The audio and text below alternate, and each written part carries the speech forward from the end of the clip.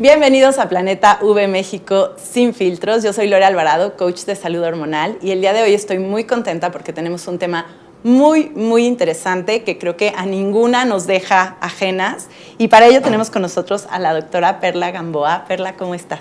Muy bien, encantada de estar aquí. Gracias. Pues Perla, platícanos un poquito, ¿cuál es tu especialidad y de qué vamos a platicar hoy? Que estoy segura que todos conocemos a alguien que ha tenido esta experiencia de vida. Ok, bueno, pues yo soy Perla Gamboa, ginecóloga oncóloga. Soy ginecóloga, pero con un enfoque más hacia lo oncológico, hacia la detección, la prevención y el tratamiento de enfermedades malignas de la mujer. Ok, entonces, cuando hablamos de cáncer en la mujer, nos estamos refiriendo a algo muy específico. Sí, bueno, para esto nada más les quiero mostrar de qué vamos a estar hablando, ¿no? Cuando hablamos de cáncer en la mujer, nos estamos refiriendo a las enfermedades malignas que afectan el tracto reproductivo de la mujer o los órganos reproductivos de la mujer. En este caso, bueno, aquí tenemos desde la vagina, el cuello o cervix, el útero, o que también muchas mujeres lo llaman matriz, está bien, y también pues tenemos los ovarios y las trompas. Pero el día de hoy pues estaremos hablando específicamente sobre cáncer de cuello del útero, de la capa interna del útero que se llama endometrio y del cáncer de ovario.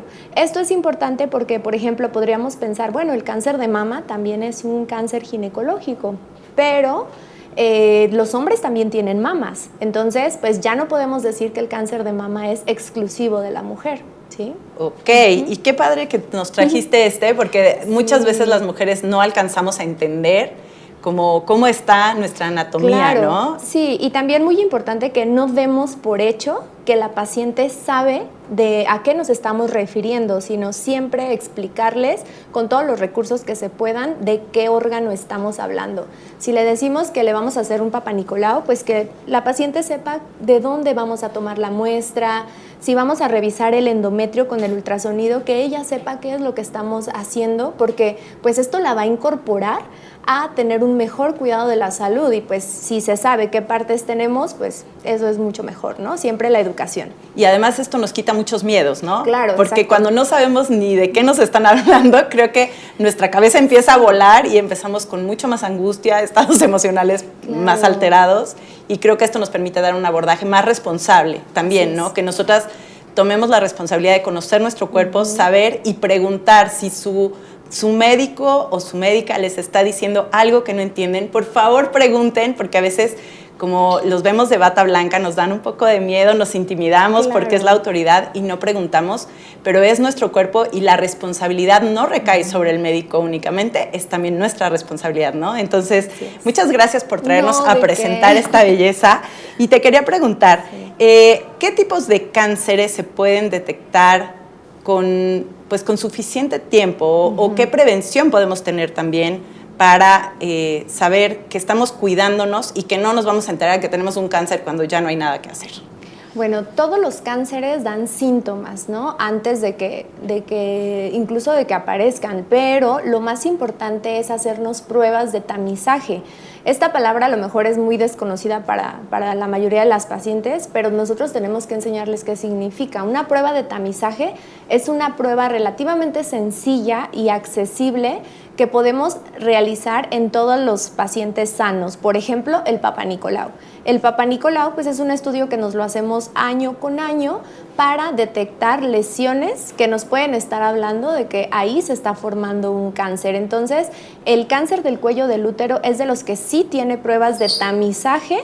Sin embargo, por ejemplo, el cáncer de endometrio o el cáncer de ovario no tienen pruebas de tamizaje. Es decir, no hay hasta el día de hoy una prueba que sea sencilla, barata, accesible a todo el mundo que podamos realizar para detectarlo a tiempo. Generalmente, por ejemplo, el cáncer de ovario se detecta ya en etapas tardías, pero por eso son tan importantes los chequeos ginecológicos anuales, porque nosotros como médicos pues hacemos un interrogatorio y en la historia clínica tiene el objetivo de detectar factores de riesgo.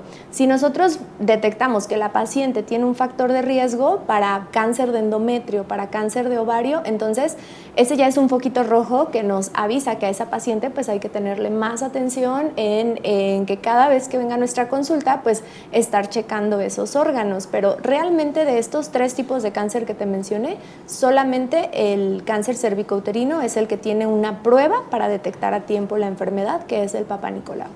Oye, y mencionas factores de riesgo. ¿Qué factores de riesgo podríamos considerar en nuestras propias vidas que nos hicieran también tener un poco más de cuidado? Porque a veces las mujeres no nos encanta ir al ginecólogo, ¿no? Hay que confesar, a casi ninguna nos gusta ir porque no es una experiencia como divertida, ni a veces hay muchas mujeres que se sienten muy, muy asustadas, hay todavía muchos discursos de pudor o de cuestiones de vergüenza, cuando en realidad es algo que ya deberíamos de ir integrando en nuestra vida con más conocimiento, como algo fundamental de nuestro ser femenino, ¿no? Pero bueno, ¿qué factores de riesgo considerarías tú que deberíamos nosotras de tener como en nuestro radar para tener conductas de mucho más autocuidado? Por ejemplo, para el cáncer del cuello del útero o cáncer cervicouterino, el principal factor de riesgo es la infección por virus del papiloma humano, porque en este cáncer ya está bien detectado cuál es la causa y es la infección persistente del virus. Si nosotros no detectamos que tenemos esa infección, pues entonces no vamos a saber que estamos en riesgo. Sin embargo, pues aquí como comentas, ¿no? De los miedos. Muchas pacientes creen que solamente las que tuvieron muchas parejas sexuales van a tener este riesgo, pero no, una sola pareja sexual es suficiente para que nos pueda contagiar de un virus y probablemente sea de alto riesgo para cáncer. Otro factor de riesgo también es el inicio de vida sexual a una edad muy temprana, tener múltiples parejas sexuales sin protección, el fumar y uno muy importante, nunca haberse hecho un Papá Nicolau. Ese lo podemos considerar un factor de riesgo porque existe todavía. Yo en la consulta veo pacientes de 40 o 50 años que jamás se han realizado un Papá Nicolau por miedo, precisamente como comentas, porque a nadie es, ay, qué emoción, ya me toca el Papá Nicolau. Yo sé que no, pero ya cuando tú entiendes la importancia de que un estudio de 5 minutos tal vez de incomodidad, pues te puede salvar la vida, ¿no? Realmente. Entonces, en este tipo de cáncer de cervix sí tenemos factores muy, muy establecidos. Cáncer de útero o de la capa interna del endometrio, aquí podemos considerar la obesidad, por ejemplo, uno de los factores de riesgo, y en cáncer de ovario ahí sí es muy inespecífico. Realmente el cáncer de ovario, a veces las pacientes que lo padecen no identificamos un factor de riesgo, sino simplemente pues es una alteración en sus genes. Y bueno, ahorita que comentabas, no vemos como a lo mejor sintomatologías en algunas cosas, pero ¿qué sintomatologías nos podrían estar también llamando la atención y siendo foquitos que se van prendiendo para que tengamos, a lo mejor me hice el Papá Nicolau hace 6 meses, pero si empiezo a tener, ¿qué señales tú me recomendarías de mejor sí ve a hacerte nuevamente un chequeo, aunque te acabes de hacer uno, claro, ¿no? Sí, por ejemplo, los sangrados uterinos anormales. Un sangrado fuera de la menstruación o un sangrado después de tener relaciones sexuales, eso nos puede estar diciendo que hay algo que está mal dentro de la vagina o en el cuello del útero. Para el caso del cáncer de endometrio, pacientes que ya dejaron de menstruar, o sea, que ya están en menopausia y que vuelven a tener sangrados, hay que poner mucha atención porque ese es el principal síntoma de un cáncer de endometrio. Y muchas pacientes pueden minimizar ese síntoma. Por ejemplo, pacientes de 60, 70 años dicen, es que sí tuve un sangradito, pero fue algo muy pequeño y se me quitó inmediatamente. No, ya es un foco rojo que hay que ponerle atención porque puede ser un cáncer del endometrio. Y en el caso de cáncer de ovario, aquí, pues como el ovario es un órgano que está más entre pélvico y abdominal, cuando empieza a crecer un ovario, pues hay una distensión del abdomen, ¿no? Entonces las pacientes empiezan a notar que empieza a crecer el abdomen. Sin embargo, pues pueden decir, ay, a lo mejor es colitis. Es la pizza que me comí. Exacto, es colitis, gastritis, pero no, ese puede ser un síntoma de que el ovario está aumentando de tamaño y que lo más probable pues es que es un tumor. Sin embargo, por eso el cáncer de ovario es difícil de detectar, porque como hay otros órganos, sobre todo los intestinos, pues podemos pensar que es estreñimiento, colitis, pero si ya se agrega pérdida de peso, entonces ya ahí sí es muy importante acudir a una revisión y no esperar a que tengas ya síntomas muy marcados. ¿Y habría también alguna afectación en la menstruación? Por ejemplo, en el caso de cáncer de ovario. No. En Okay. en el cáncer de ovario ahí sí es muy independiente. Generalmente no hay sangrados, no hay ese tipo de síntomas, porque no está alterando la capa interna del útero. Ok. Oye, y vamos a pensar que hay una detección oportuna, que nos hicimos nuestro chequeo y que tenemos un diagnóstico de algún tipo de cáncer. ¿Qué posibilidades hay de recuperación? Actualmente sabemos que hay muchísimas terapias, hay abordajes no solo pues desde el punto de vista médico, sino que ya también se hace un abordaje holístico, ¿no? Con estilo de vida, reducir la carga tóxica, terapias alternativas, meditación, un montón de herramientas con las que las pacientes pueden ayudarse a sobrellevar como esta etapa de sanación. ¿Cómo andamos con la sanación en este tema?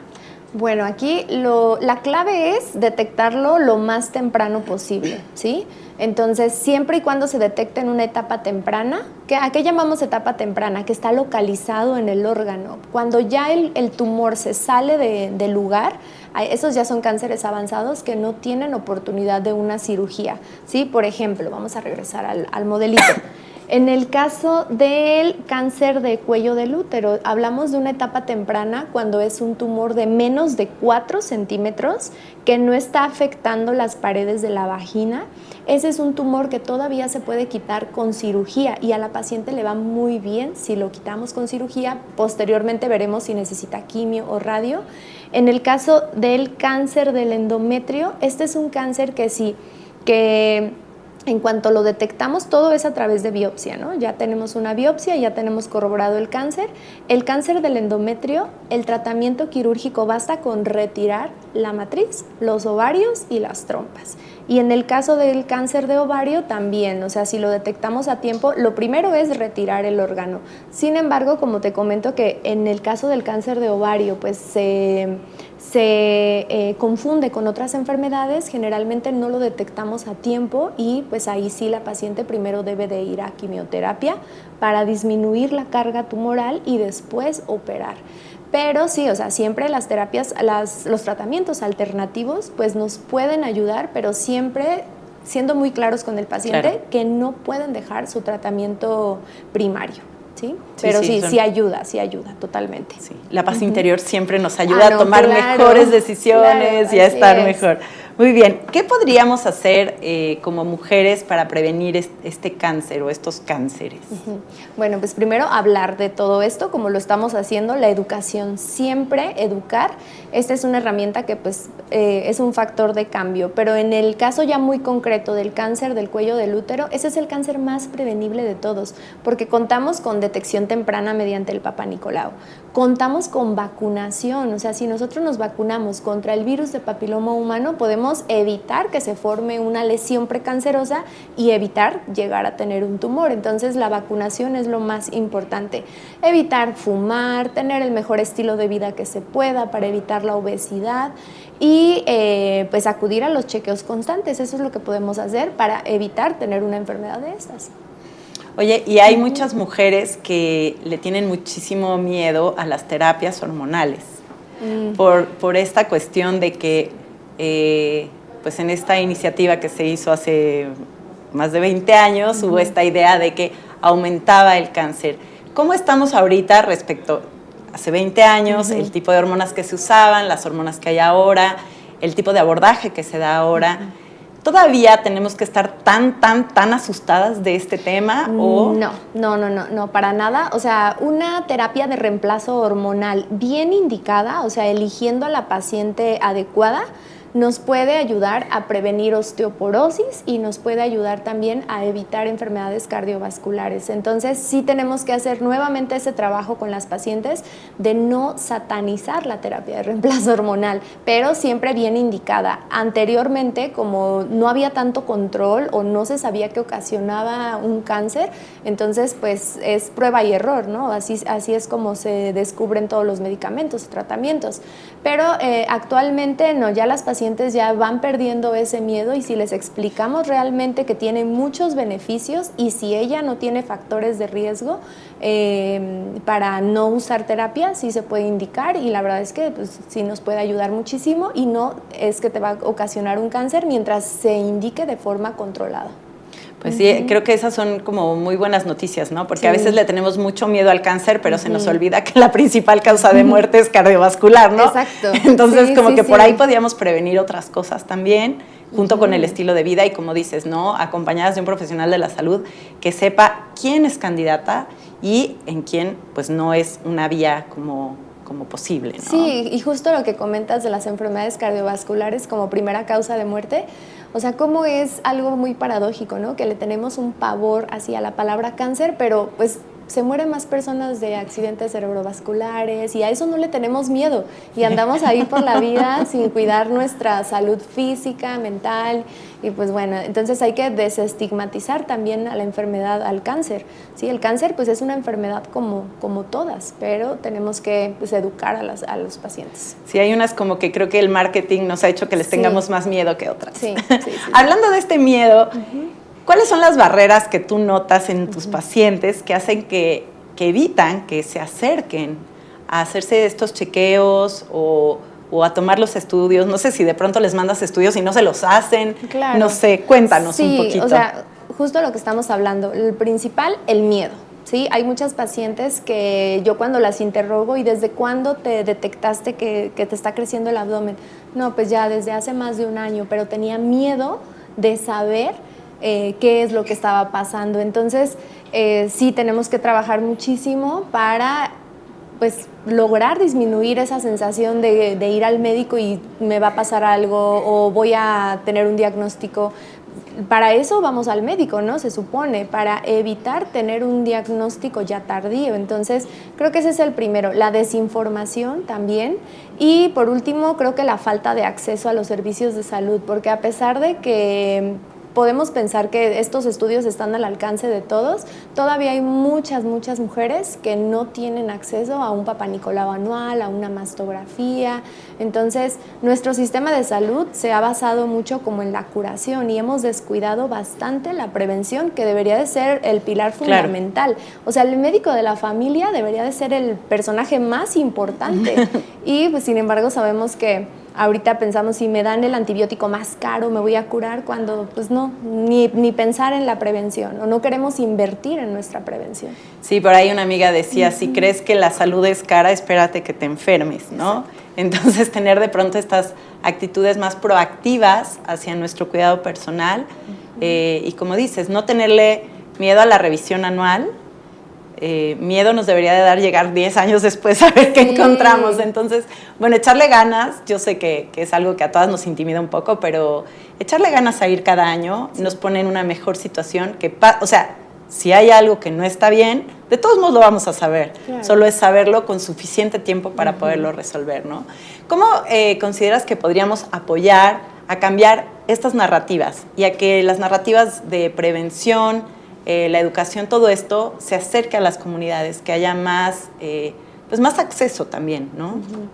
Bueno, sería adaptar el contenido, ¿no? Una de ellas, porque por ejemplo, ¿cómo vas a llegar al paciente que tiene un nivel a lo mejor cultural o económico bajo, ¿no? Porque también eso hay que tomar en cuenta. Claro. No todos los pacientes entienden a la primera vez que tú les explicas, entonces desde que tú ves a un paciente entrar al consultorio, debes de tratar de captar ese dato de cuál es su nivel de alfabetización para que tú pues le hables al mismo nivel y que nunca des por hecho que está entendiendo de lo que le estás hablando. Y obviamente pues lo que haría un gran cambio sería políticas públicas, pero pues eso es muy complicado. Esas no están todavía en nuestras manos. No está en nuestras manos, pero creo que pues todo esto que estamos haciendo, hablar de las enfermedades, hablar de la prevención, hablar de que todas las enfermedades que se detectan a tiempo pues son curables. Sí, me encanta esto que dices y me da esperanza ver que, por ejemplo, ahora ya tenemos educadoras menstruales, educadoras en la menopausia, educadoras perinatales, como que las mujeres estamos recuperando estos espacios que eran nuestros, donde donde podemos entrar en vulnerabilidad y decir, oye, este es mi miedo, explícame, con cosas tan bonitas como esto. Tengo amigas educadoras menstruales que tienen cosas hechas de estambre y que ponen a las niñas a dibujar, y creo que en la medida también de que vayamos conociéndonos más a fondo, vamos a ir entendiendo el milagro que hay en nuestros órganos reproductores y los vamos a cuidar mejor, ¿no? Sí, otra cosa muy importante, acompañarnos y compartir lo que a lo mejor tú aprendiste el día de hoy, pues compartirlo, ¿no? A todas tus amigas, a tus familiares, porque creo que también eso a veces nos falta, mucha empatía, y sobre todo en las enfermedades ginecológicas. Me detectaron virus de papiloma humano, no quiero que nadie se entere. Claro, es como una vergüenza, ¿no? Claro, sí, es un estigma y pues eso nos limita y al final perjudica nuestra salud. Sí, todo lo que son enfermedades de transmisión sexual. Sí. Estuve yéndome a hacer estudios con bastante frecuencia por la menopausia, y a veces en la sala de espera estaba observando quiénes llegaban, y todos los que venían para estudios de enfermedades de transmisión sexual lo apuntaban en un papelito o daban solo las siglas. Y entonces les preguntaban, ¿enfermedades de transmisión sexual? Y era como, lo que haya puesto ahí mi doctor, ¿no? O sea, todavía nos da mucha pena, y pues creo que es algo que también tenemos que ir abriendo, ¿no? Que la sexualidad es algo a lo que todos tenemos derecho, que es un gozo, que nadie tiene derecho a juzgarnos y que podemos ejercer nuestra sexualidad como queramos, pero con responsabilidad y autocuidado, ¿no? Exacto. Entonces, yo creo que diste con la clave, porque sí, o sea, desde niñas, ¿quién te habla de menstruación? ¿Quién te habla de relaciones sexuales? Nadie, lo vas aprendiendo conforme las experiencias. Medio aprendiendo. Las experiencias de tus amigas, lo que te va diciendo la gente, y eso es terrible, porque al final pues no lo disfrutas y pues es un derecho. Así que cuando vayan a ver a sus ginecólogos, a sus ginecólogas, por favor pregúntenles todo lo que quieran saber. También ya hay grandes cantidades de bibliografía, también ya hay algunos sitios muy profesionales con información y contenidos muy interesantes en internet, o sea, creo que cada día está más al acceso. Bueno, Perla, ¿qué tendríamos que hacer si tenemos ya una detección de algo que nos están diciendo, aquí hay un foco rojo en tus análisis? ¿Qué hago? ¿Con quién me dirijo? ¿Cuál es mi expectativa? O sea, supongo que me va a dar un ataque de ansiedad antes que otra cosa, pero después, ¿qué hago? Sí, pues tienes que acudir con un especialista. Por ejemplo, ante un Papa Nicolau alterado, tienes que acudir con un ginecólogo con enfoque oncológico, y existe la subespecialidad, se llama ginecología oncológica, o con un cirujano oncólogo. Realmente son las dos especialidades que están capacitadas para darte un tratamiento, para darte un seguimiento y también para poder derivar a las otras especialidades que se requieren, porque el tratamiento del cáncer es muy complejo, no nada más es que hacer de una sola persona. Generalmente se necesitan no solo los médicos que operan, sino también quienes dan quimioterapia, los oncólogos médicos, los que dan radiaciones. Necesitamos apoyo psicológico, pero no cualquier psicólogo, sino un psicólogo con enfoque oncológico. Necesitamos de nutriólogos, rehabilitadores, cuidados paliativos, o sea, es un equipo, nosotros le llamamos multidisciplinario, porque abarca muchas especialidades. Entonces, si el que tú te encuentres con la primera persona que te va a derivar adecuadamente, eso ya es una ventaja, porque hay muchas pacientes que a lo mejor sí detectaron algo y fueron con su médico general, y a lo mejor el médico general no tuvo la perspicacia de derivarla a tiempo, y también eso puede retardar un diagnóstico. Entonces sí, o sea, zapatero a tu zapato, encuentras algo alterado y ve con tu ginecólogo oncólogo o cirujano oncólogo en este caso.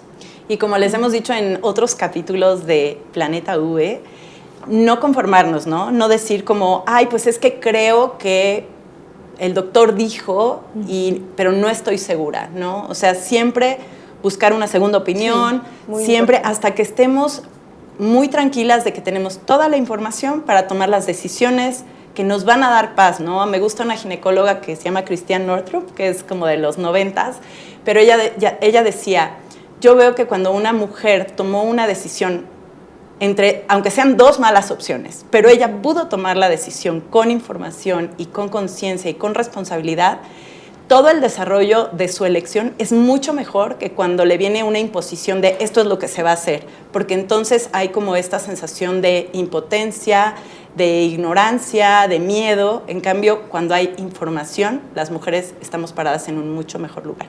Entonces, bueno, Perla, pues te agradezco muchísimo esta conversación. No sé si hay algo más que quieras agregar y te invitaría a que nos dejes tus redes sociales para que la gente sepa dónde encontrarte, preguntarte, etcétera. Cuéntanos. Muchas gracias. Bueno, pues mis redes sociales son en Instagram, gineonco, en Facebook es Perla Gamboa, ginecóloga oncóloga. Ahí me pueden encontrar, donde también pueden encontrar pues contenido que yo realizo principalmente pues para seguir difundiendo salud y para disminuir miedos, eliminar tabúes. Entonces ahí me pueden encontrar. Muchísimas gracias, Perla. Gracias a todas y a todos por habernos acompañado en Planeta V México Sin Filtros. Espero que esta conversación les traiga muchísimos beneficios, que se animen a irse a hacer sus chequeos anuales, que ya no le tengamos tanto miedo a las conversaciones, sino que al contrario nos informemos y podamos dar un abordaje, no solo para nosotras, también para las mujeres que nos rodean, de darnos acompañamiento y saber que esto tiene mejor remedio cuando accionamos a tiempo. Yo soy Lore Alvarado, coach de salud hormonal, y nos vemos en nuestro próximo capítulo de Planeta V México Sin Filtro.